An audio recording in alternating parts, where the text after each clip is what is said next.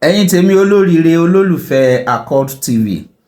mo bá ṣe fídíò yìí kó jẹ́ live video but mo feel pé most of àwọn olólùfẹ́ wa wọ́n lè fẹ́ busy àbí kán sì máa sùn lọ́wọ́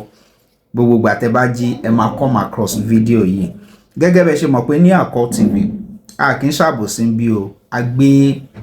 TV yìí kalẹ̀ fún láti máa kọ́ra wa lẹ́kọ̀ọ́ báwo ló ṣe yẹ kọ́rọ̀ lọ ojú wo lẹ́yìn ọ̀jọ̀gbọ́n tẹ́ wà nílé náà tẹ́ fi ń rí ọ̀rọ̀ tá bá mú wá.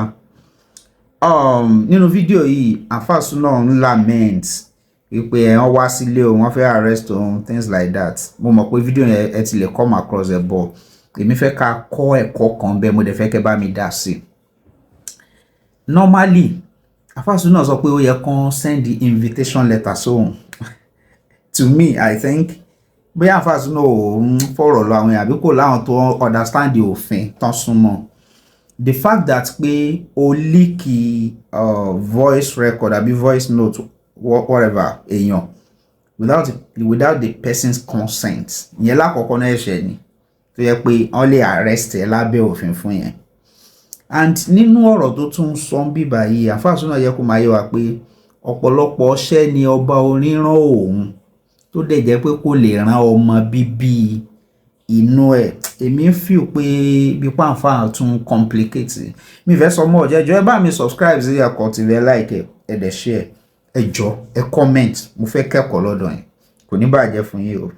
ẹ ṣé gan ẹ dẹ̀ take care. ẹ kú dédé àsìkò yìí gbogbo ojú tó láǹfààní àti máa wò mí àti gbogbo etí tó láǹfààní àti máa gbọ́ mi ṣe dáadáa lábàáyín lórí gbogbo awuyewuye tó ń lọ lọ́tún lọ́sì lórí ẹ̀rọ ayélujára mo ṣe apology video láti bẹ gbogbo àwọn tí ọ̀rọ̀ kan ipe kí wọ́n má bínú ipe kí wọ́n forí jì mí tó sì ṣẹ́jú bàbá wa Akéwùgbàgò táwọn náà bá mi fi àgbàlagbà ara bẹ gbogbo àwọn tí ọ̀rọ̀ ìkàn ipe kí wọ́n má bínú kí wọ́n forí jì mí. lẹ́yìn apology video yìí mo rìnrìn àjò lẹ́ni ọ̀dì 17th of April 2026 ẹni mo gbọ́ wípé àwọn agbófinró àwọn ọlọ́pàá pẹ̀lú uniform lọ́rùn ẹni wọ́n wá sí ilé tí mò ń gbé wọ́n bá àwọn ọmọ bíbí náà mi àwọn ọmọ kékeré ìkan 13 years ìkan 9 years ẹ̀rù bà àwọn ọmọ yìí wọ́n ń sá kíjokíjo kiri gbogbo inú ilé.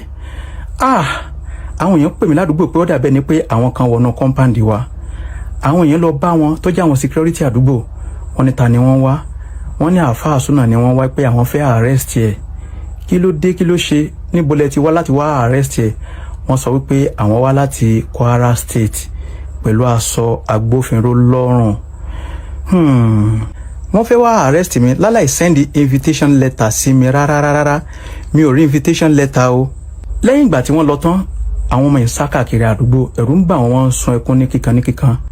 àwọn security àdúgbò wọ́n lọ bá wọn pé kí wọ́n fọkàn balẹ̀ kò sí nǹkan tí ó ṣe wọ́n àwọn ọmọ yìí sun ẹkún àwọn ọmọ kéékèèké wọ́n wà nínú òpòrúurú ọkàn. Alhaji Saheed Òṣùpá mo ti ṣe apology video ṣé ò Jamiu àmì Ọlọ́run mo ti ṣe apology video àmọ́ ẹ rántí o mo sìn yín dáadáa mo sìn yín Alhaji Saheed Òṣùpá iṣẹ́ tẹ̀ lè rán ọmọ bíbí inú yín ilẹ̀ ń rán mi pẹ̀lú ẹ̀rí wípé ẹ̀ rán mi níṣẹ́ tí ẹ̀ lè rán ọmọ bíbí inú yín tí mo sì ń jẹ́ fún yín aláìgba owó lọ́wọ́ yín. Àwọn tó bá jẹ́ ọ̀gá fún yàn téèyàn bá sìn wọ́n báyẹn wọ́n máa rán yàn ní London Amẹ́ríkà Umura àbí Mecca ẹ̀yin ò rán mi ẹ wá fẹ́ rán mi ní ẹ̀wọ̀n àbí kò sí wàhálà mi ò sí nílé ni o ó wá di pé àtìyàwó àtọmọ wọn ò lè gbénú ilé wọ́n sá káàkiri àdúgbò lórí kíni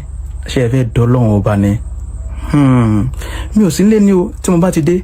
ẹ wá mú mi lọ síbi tẹ́ bá fẹ́ mú mi lọ gbogbo ọmọ Nàìjíríà àbọ̀ mi rèé o àbọ̀ mi rèé o àbọ̀ mi rèé o.